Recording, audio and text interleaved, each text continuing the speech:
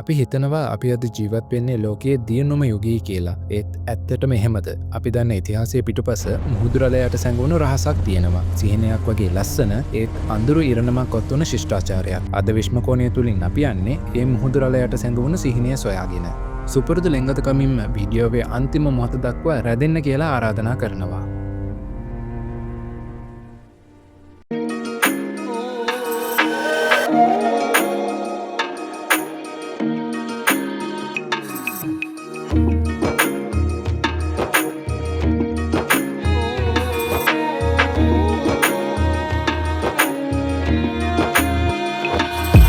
අංක 1 ප්ලූටෝගේ රහස.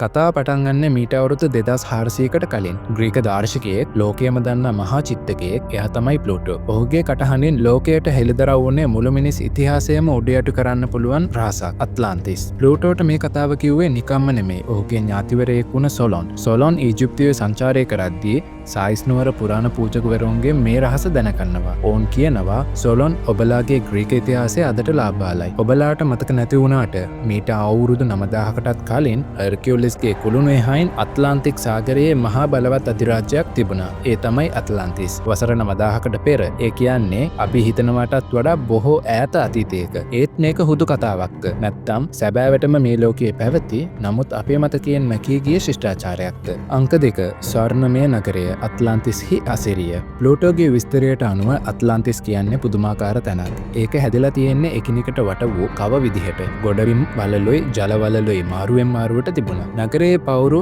රතු කළු සුදු පාට ගල් වලින් හැදිලා තිබුණා. ඒත් වඩාත්ම පුදුම දේ තමයි මේ හැම දෙයක්ම දිලිසුනේ රන්වලට දෙවෙනි වුණු ඔරිජිනල්කම් නම් අద్භූත ලෝහයකින් ආවරණය කරලා තිබුණ නිසායි. ඔවුන්ගේ තාක්ෂණය අපි හිතා ගන්නවත් බැරි තරම් දියුණුයි. කඳු මුදුන් වල ඉඳන් නගරයට වතුර ගෙනාවා. අවුරුද්දට දෙවතාවක් අස්වැන්න ගත්තා. ඔවුන් සතුව අද අපේ පරිගණකය වගේම දියුණු ස්පටික බලයෙන් ක්‍රියා කරන යන්ත්‍ර තිබුණා කියලා සමහරු කියනවා. ඔවුන්ගේ රජවරු 10 දෙනෙක් දේව පුත්‍රයන් වගේ මේ මහා අධිරාජ්‍යය සාමකාමීව පාලනය කළා. ඒක සාමය, දියුණුව සහ ආධ්‍යාත්මිකව මුසු වුණ ස්වර්ණමය යුගයක්. අංක 3 අභිරහස් පිහිටීම. මුහුද යටද කාන්තාරයේද. ප්ලූටෝ කිව්වා අට්ලාන්ටිස් කියන්නේ හර්කියුලිස්ගේ කුළුණු.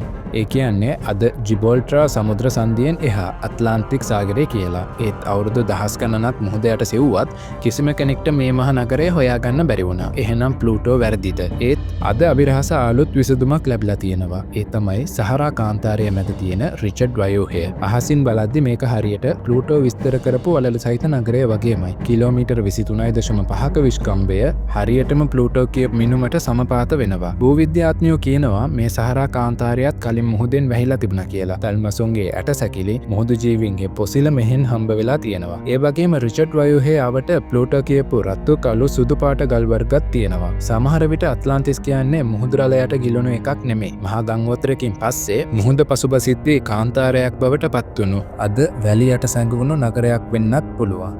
අංක 4 විනාශය මහජල ගැලීමේ ශාපය. ප්ලූටෝ කියනවා අට්ලාන්ටිස් වැසියෝ දියුණු වුණත් ක්‍රමයෙන් ආත්මාර්ථකාමී බලලෝභී පිරිසක් බවට පත් වුණාලු. ඒකෙන් දෙවියන්ට කෝපයක් ඇති වෙලා එකම දවසක සහ එකම රැයකින් මුළු නගරයම මුහුදට බිලි දුන්නා. ඒක හුදු කතාවක්ද? නෑ. විද්‍යාවත් ඒකට සාක්ෂි දරනවා. මීට හරියටම අවුරුදු 11600කට කලින් ප්ලූටෝ කියපු කාලෙදීම අපේ පෘථිවියේ යංග ඩ්‍රයස් කියලා මහා දේශගුණික විපර්යාසයක් ඇති වුණා. ග්ලැසියර් එකපාරටම දිය වෙලා මුහුදු මට්ටම අඩි 400කින් විතර ඉහළ ගියා. මේ මහා ජල ගැලීම අපේ ආගම්වලත් තියෙනවා.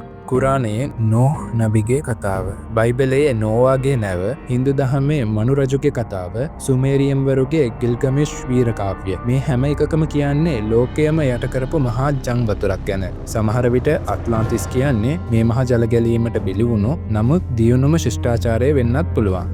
අංක 5 ඉතිරි වූවන්ගේ රහස. ලෝක පුරා විහිදුණු දැනුම. ඒත් අට්ලාන්ටිස් සම්පූර්ණයෙන්ම විනාශ වුණාද? සමහර විට ඒකෙන් බේරුණු පිරිසක් මේ ලෝකයේ වෙනත් රටවලට ගිහින් ඔවුන්ගේ දියුණු දැනුම ව්‍යාප්ත කළා වෙන්න බැරිද? ඊජිප්තු ශිෂ්ටාචාරය එකපාරටම ඉහළ මට්ටමකට එන්නේ කොහොමද? ඔවුන්ට පිරමීඩ හදන්න දැනුම ලැබුණේ කොහෙන්ද? මායා සහ ඇස්ටෙක් ශිෂ්ටාචාරවල පිරමීඩ ඊජිප්තු පිරමීඩවලට පුදුම විදිහට සමානයි. මේ හැමෝටම දැනුම දුන්නේ අට්ලාන්ටිස් වලින් ආපු මහා ඥානවන්තයින් පිරිසක් කියන මතය අද ප්‍රබලව තියෙනවා. ගීසාහි තියෙන ස්ෆිනික්ස් පිළිම දිහා බලන්න. ඒකේ මුහුණේ වතුරින් හැදිච්ච කාදන සලකුණක් තියෙනවා. ඒ කියන්නේ ඒක හැදුවේ වසර 10000කටත් කලින්. ඊජිප්තුව වර්ෂා වනාන්තරයක් වගේ තිබුණු කාලේ කාලේ. ඒ කියන්නේ පිරමීඩ පවා අත්ලාන්තිස් සමයට අයත් වෙන්න පුළුවන්. අංක 6 අවසානය නැතිව ගිය මතකය. අත්ලාන්තිස් කියන්නේ හුදු කතාවක්ම විතරක්ද? නැතිනම් අපිට අහිමි වෙච්ච අපේම ඉතිහාසයේ කොටසක්ද?